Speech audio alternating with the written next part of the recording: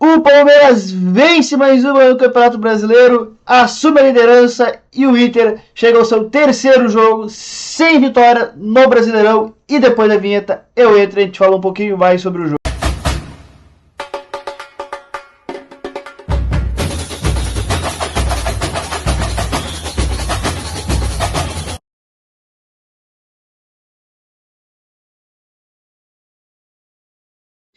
E aí, gurizada? Como é que vocês estão, palmeirense? Colorado? Feliz, Colorado? O jogo não jogou mal não, tá? Temos coisas legais para o Internacional. O Palmeiras deve estar feliz, um jogo bom do Palmeiras no final, um jogo bom, acho que tem algumas questões também. Mas vamos lá, vamos falar um pouco do jogo. Gostei do jogo, cara, acho que um dos melhores jogos do brasileiro que eu assisti até agora deve ser esse daí. Jogo legal, jogo movimentado.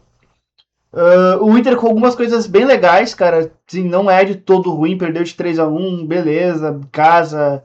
Terceiro jogo sem vitória, é complicado, eu entendo. A torcida deve estar meio revoltada, meio puta, mas pô, o Inter teve boas chances. Eu vou mostrar depois as estatísticas do jogo. Pô, o Inter vai terminar ali com 1,38 gols esperados, a mais que o Palmeiras. O Palmeiras tem 0,93 gols esperados. Então, assim, o Inter teve melhores chances que o Palmeiras e não aproveitou. E aí a gente vai bater muito naquele ponto do o quanto o time do Palmeiras acaba sendo melhor que o do Inter. Realmente, a gente vai olhar em qualidade ali.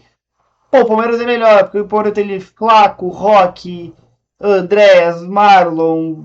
Pô, é muito diferente o nível de qualidade. O Inter tem um Alan Patrick ali, que é acima da média, um Borré se voltar ao normal dele, que parece que está se reencontrando. Também é um bom jogador, mas assim, longe do que é o Inter, do que é o Palmeiras. O Inter está se reencontrando no campeonato, assim, distâncias diferentes. Eu acho que, beleza, o terceiro jogo sem vencer é ruim, não ganhando no Campeonato Brasileiro, mas dentro da sequência, cara, eu acho que o único jogo da sequência do Inter que a gente vai olhar e falar, pô, tinha que ter ganho era o Atlético Paraná fora. Eu acho que, em casa, quer dizer, acho que ali é o único jogo que tu pode olhar e dizer, deixou ponto. O resto, cara, era muito difícil, assim, era muito difícil. Mas vamos lá, vamos na prancheta que eu quero mostrar algumas ideias do que os dois times estavam se propondo para fazer hoje. Então vamos lá. O que era a ideia dos dois times para o jogo? O Palmeiras, do seu 4-4-2, que muda bastante, mas de princípio 4-4-2, de Carlos Miguel, Kelvin, Gomes e Murilo, Piquerez, Marlon, Andrés, Alain, Roque, Flaco e Maurício. O Inter com Rocher, Bruno Gomes, Mercado, Vitor Gabriel e Bernabé, Paulinho, Paula, Ronaldo, Vitinho, Alain, Carboneiro e Borré. O que eram as ideias? E o que eu acho que, por exemplo, o Inter começou bem o jogo, tá? O Inter ele começa querendo fazer uma pressão alta no Palmeiras, que dá certo. O Palmeiras fazia essa saída muito em 4-2-4, né? Eu acho que buscando muito que o Inter baixasse com 6 caras, atraindo o Inter para que na frente tivesse esse 4 contra 4, que no final não foi muito isso que aconteceu. O Inter marcava em 4-4-2, né? Então vai ter Vitinho aqui, Ronaldo, 4-4-2, até o 4, eu acho mais um 4-1-3-2 que o 4-4-2, mas pode entender isso aqui como um 4-4-2 também, não vejo tanto. Mas eu acho que o 4-4-2 era mais no segundo tempo do que propriamente no primeiro. Beleza? Mas era isso aqui, onde tu tinha muito claro as regras de ações de Borré e Carboneiro em Gomes e Murilo. E se por um acaso essa bola entrasse ou no Kelvin ou no Piquerez, quem saltava era os pontas, que no caso era da Patrick e Vitinho, e aí o resto meio que se equilibrava, né? Então tu ia ter esse balanço se a bola fosse para esse lado. Se por um acaso a bola viesse para cá, acontecia o balanço pro lado contrário, buscando sempre tirar. E ainda tu tinha o Ronaldo, que é esse cara para cobrir mais campo, né? Então ele vai saltar para cá, vai balançar sempre, tentando cobrir para que se a bola escape, ele seja próximo da bola para tentar recuperar. Aonde eu acho que o Palmeiras conseguiu se destravar. Eu acho que baixou um pouco, não sustentou tanto tempo assim fazer essa pressão alta, porque é difícil fazer essa pressão alta. Mas aonde eu acho que tá o game é esse duelo aqui. Eu acho que esse duelo aqui acabou sendo o game que virou a chave do Palmeiras. Por que que eu acho isso? Porque muitas vezes a gente vê aqui, por exemplo, um 3-3. Se tu prestar atenção só nesse lado direito aqui, tu divide o campo no meio campo, de um goleiro a outro, tu vai ver esse 3-3 formado aqui dentro. Tá igual, tá igualado, né? Tipo, pode até mudar aqui, mas tu vai ver um 3-3. O que acontecia? Muitas vezes o Alan vinha jogar. Nas primeiras vezes, o Bernabé, por seu encaixe meio natural, saltava para não deixar o Alan receber com liberdade. A bola chegava no Alan, o Alan ou com drible de corpo, porque o Bernabé chegava atrasado, ou buscando na tabela, ele conseguia ganhar as costas do Bernabé e ter campo para jogar. Inclusive, uma das jogadas que ele faz, ele consegue num chapéu tirar o Bernabé e arrancar para dentro do gol. O que começou a acontecer? O Alan começou a baixar, e em vez do Bernabé acompanhar, porque já tinha tomado nas costas, ele começa a se manter na linha.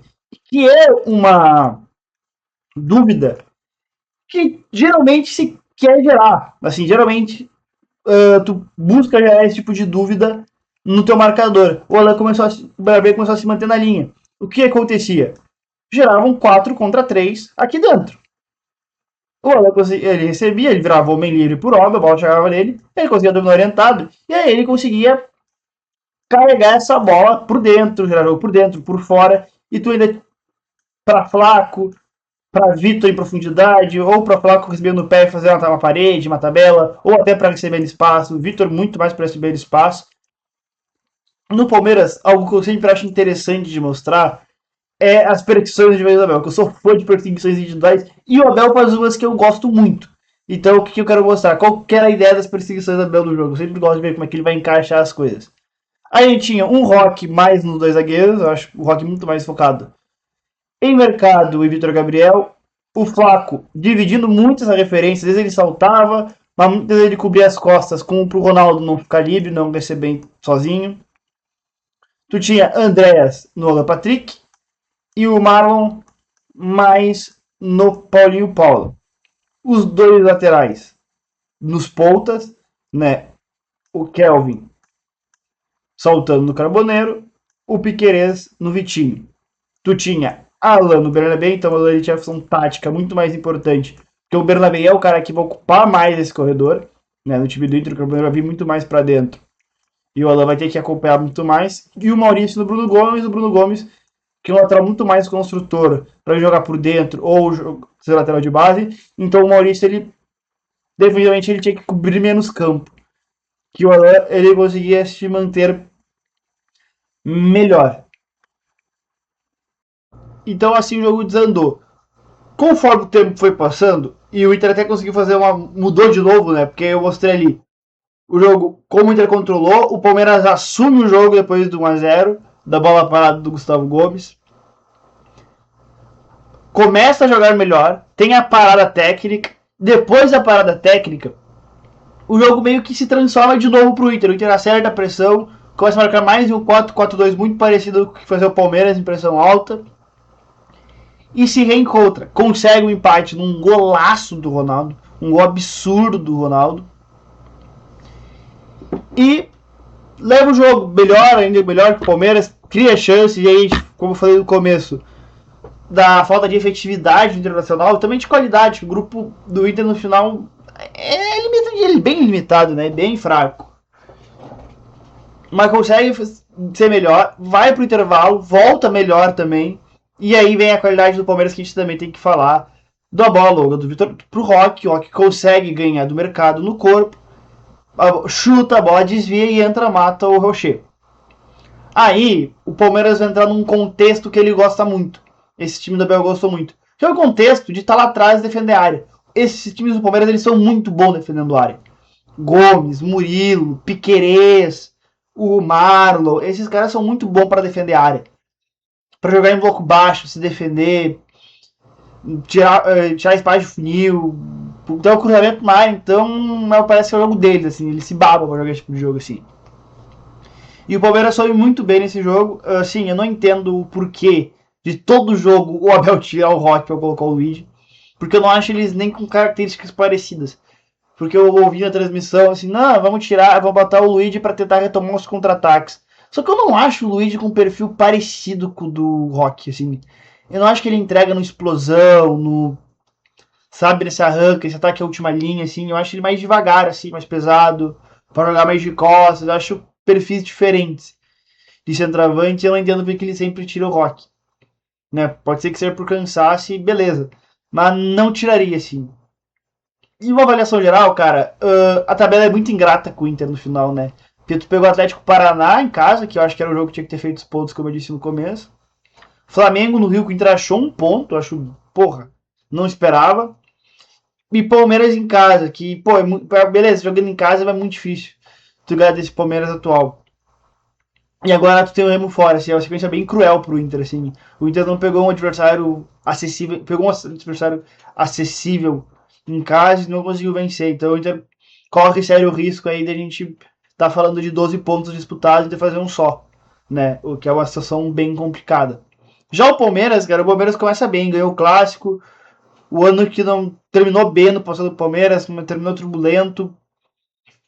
Começa, parece, numa direçãozinha legal. O Palmeiras encaixado com a Bel, trouxe reforços pontuais, sem o Arias para entrar nesse time ainda.